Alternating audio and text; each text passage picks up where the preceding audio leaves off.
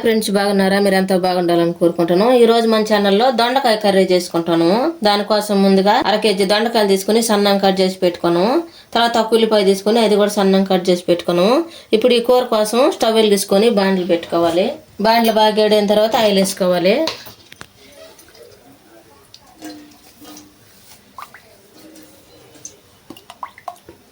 ఒక 3 స్పూన్లు ఆయిల్ వేసుకున్నాము. ముందుగా ఆయిల్ బాగా వేడైన తర్వాత తాలింపు గింజలు వేసుకోవాలి. 1 స్పూను జీలకర్ర వేసుకోవాలి. తాలింపు గింజలు జీలకర్ర బాగా వేగిన తర్వాత ముందుగా కట్ చేసి పెట్టుకున్న ఉల్లిపాయలు వేసుకోవాలి.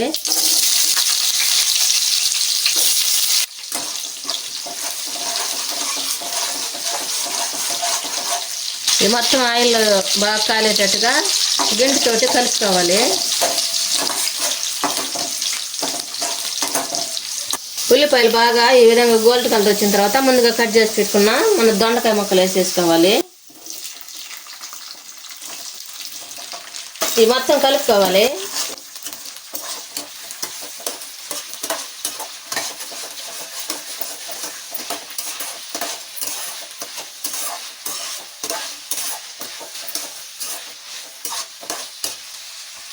మన దొండకాయలు వేగేటప్పుడే సాల్ట్ వేసేసుకోవాలి. బాగా ముక్కలకు పట్టుద్ది. ఈ విధంగా వేసామంటే టేస్ట్ తగ్గట్టుగా వేసేసుకోవాలి. ఒక 2 స్పూన్లు దాకా సాల్ట్ వేసేసుకున్నాము. ఉప్పు అంతా కలిసేటట్టుగా కలుపుకోవాలి.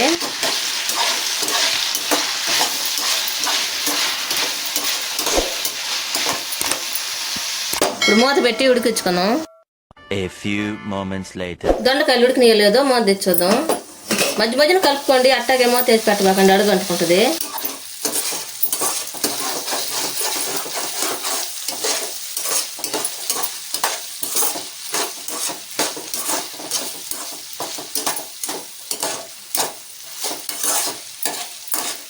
ఈ విధంగా ఉడికిన తర్వాత దొండకాయలన్నీ ఒక పక్కకు అనుకొని మన టమాటాలు 2 టమాటాలు సన్నం కట్ చేసుకుని వేసేసుకోవాలి.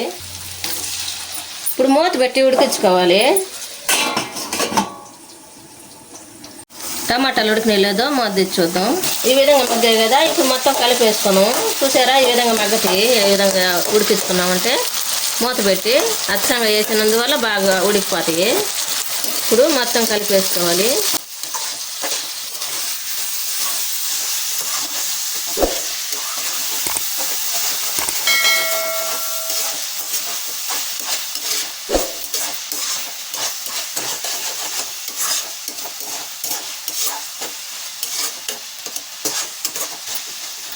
ఇప్పుడు 1 స్పూను పసుపు వేసుకొని కలుపుకోవాలి.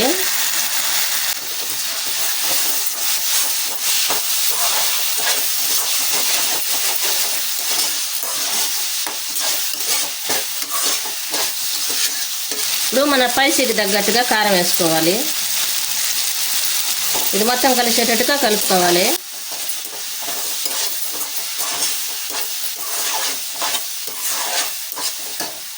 ఒక 3 తెల్లపాయలు తీసుకొని కొంచెం నలగొట్టుకొని వేసేసుకోవాలి. కొద్దిగా ధనియాల పౌడర్ వేసేసుకోవాలి. ఇప్పుడు మొత్తం కలిపేసుకోవాలి.